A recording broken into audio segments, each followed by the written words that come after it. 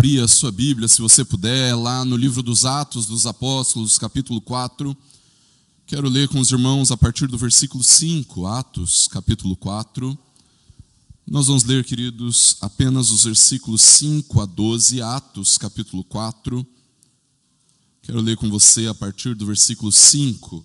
O livro dos Atos dos Apóstolos, queridos, nos conta a respeito do momento em que a igreja recebe o poder do Espírito e passa a viver por este poder.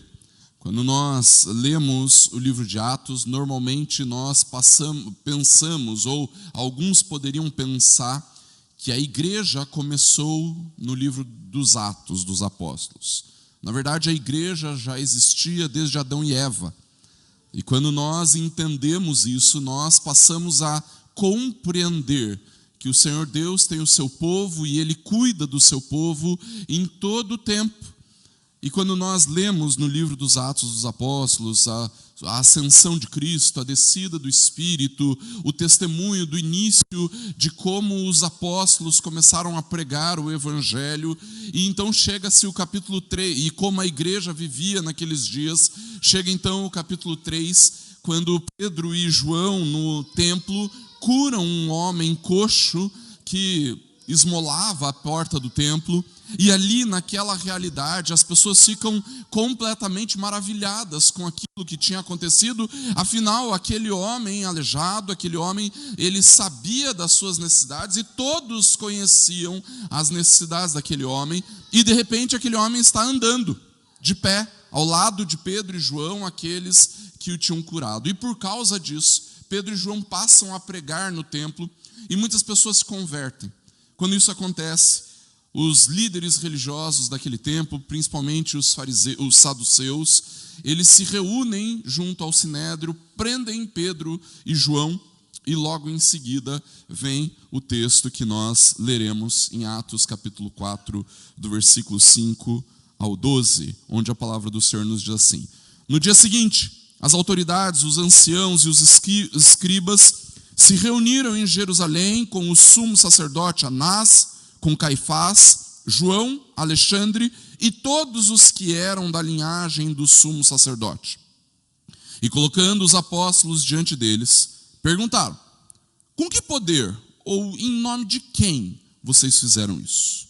Então Pedro, cheio do Espírito Santo, lhes disse: autoridades do povo e anciãos, visto que hoje somos interrogados a propósito do benefício feito a um homem enfermo e do modo como ele foi curado, saibam os senhores todos e todo o povo de Israel que em nome de Jesus Cristo o Nazareno, a quem vocês crucificaram e a quem Deus ressuscitou dentre os mortos, sim, em seu nome, é que este está curado na presença de vocês.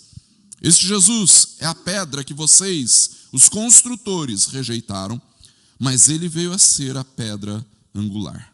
E não há salvação em nenhum outro, porque debaixo do céu não existe nenhum outro nome dado entre os homens, pelo qual importa que sejamos salvos. Vamos orar?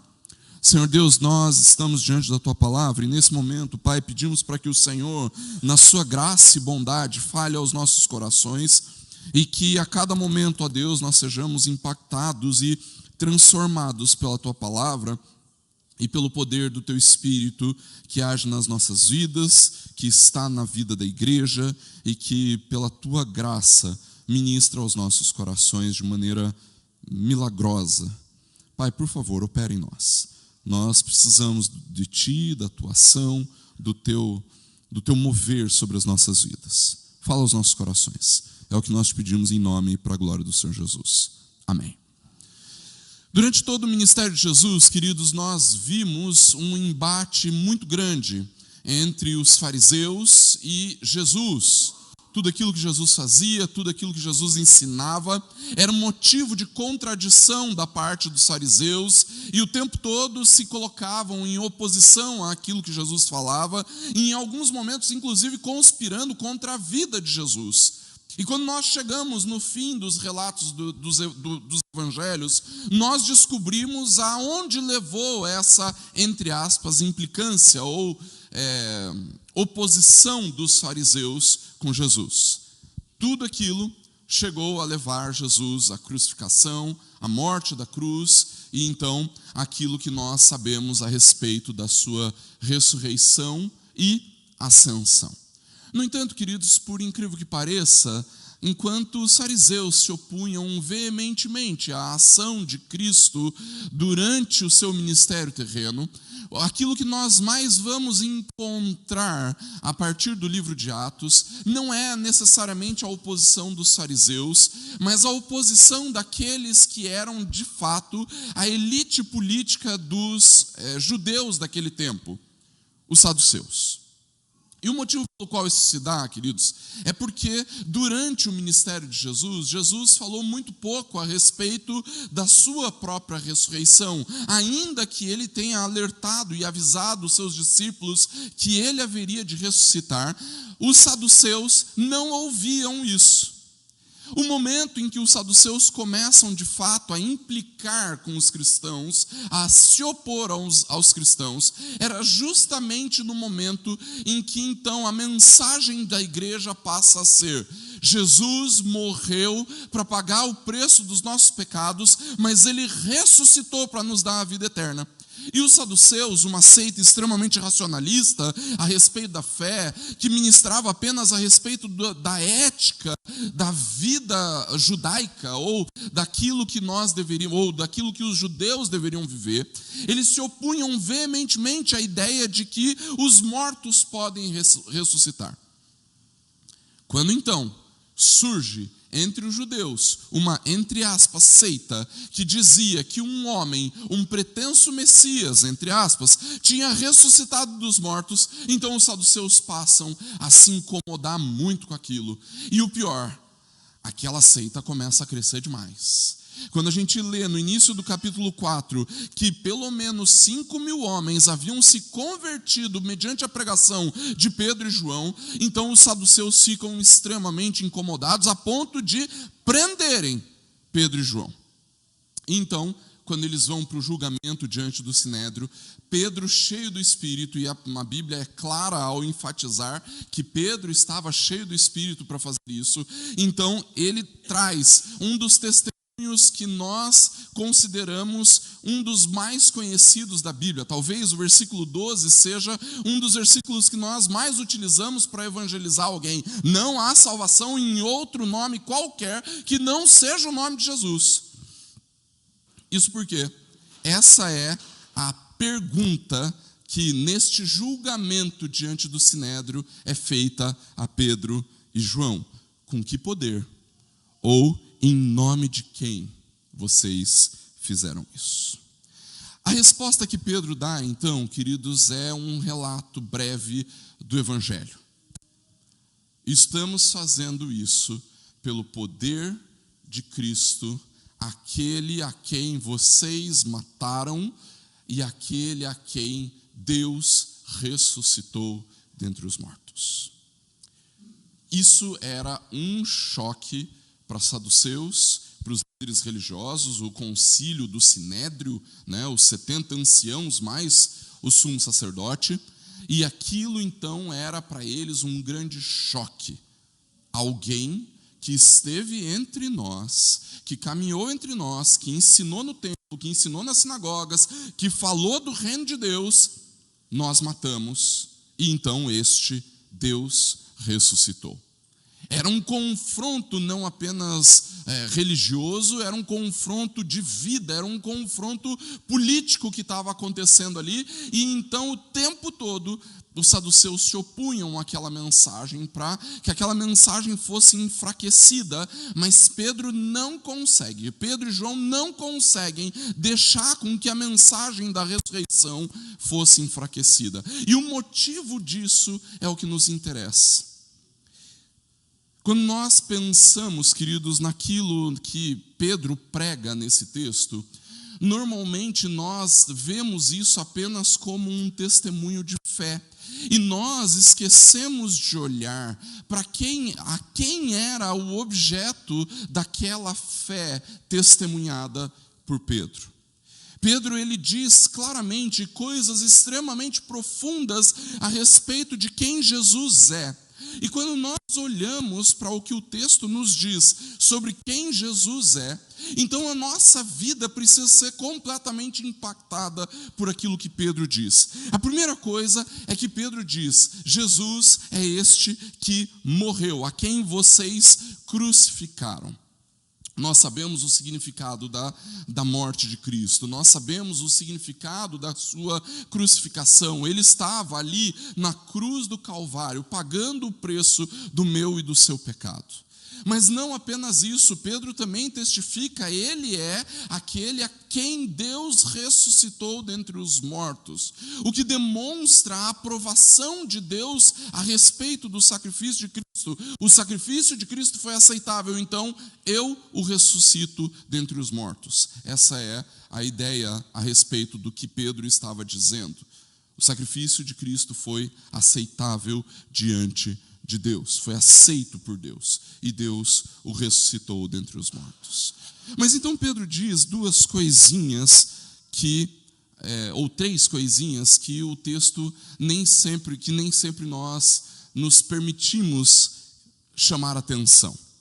É o fato de que Pedro diz: é no nome de Jesus que este homem foi curado na presença de vocês. Às vezes, queridos, nós nos tornamos bastante semelhantes aos saduceus, no sentido de que nós nos tornamos tão racionais a respeito da fé, que nós estamos sendo tratados nas nossas virtudes, que nós estamos sendo tratados no cuidado de Deus sobre as nossas vidas, nós confiamos no Senhor, e quando nós ouvimos ou lemos a respeito de um milagre, aquilo que aguça nos nossos sentidos, no nosso coração e na nossa mente, é uma dúvida de incredulidade, dizendo assim: mas será? Qual foi o tratamento que foi usado para esse coxo levantar? O que aconteceu, né? Eles conseguiram mesmo? Será que é isso mesmo?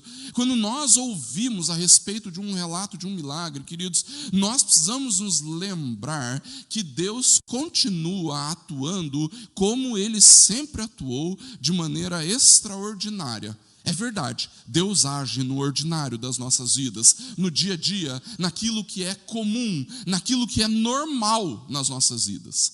Mas nós não podemos nos esquecer do poder de Deus que age extraordinariamente nas nossas vidas. Não podemos deixar isso de lado.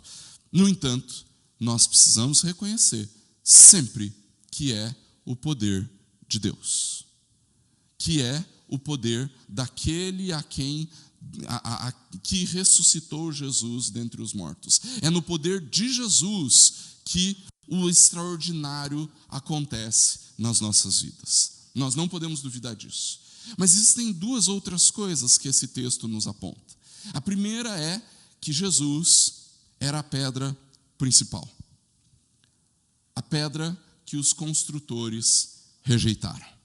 Quando nós olhamos para essa atribuição ou esse detalhe daquilo que Pedro fala, Pedro está dizendo para eles: olha, vocês eram os responsáveis por construir este povo, a espiritualidade desse povo, a religião desse povo, a identidade desse povo. Vocês eram os responsáveis por edificar a vida destas pessoas. No entanto, vocês, como construtores, rejeitaram a pedra principal, a pedra angular, a pedra que dá sustentação para toda edificação, para toda construção. Vocês rejeitaram.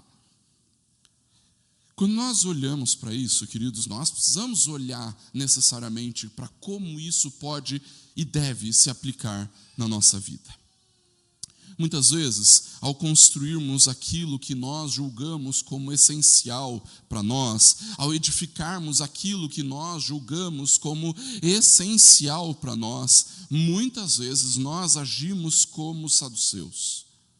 Nós consultamos a tudo e a todos, nós olhamos para todas as possibilidades e probabilidades e nos esquecemos de olhar para a pedra angular.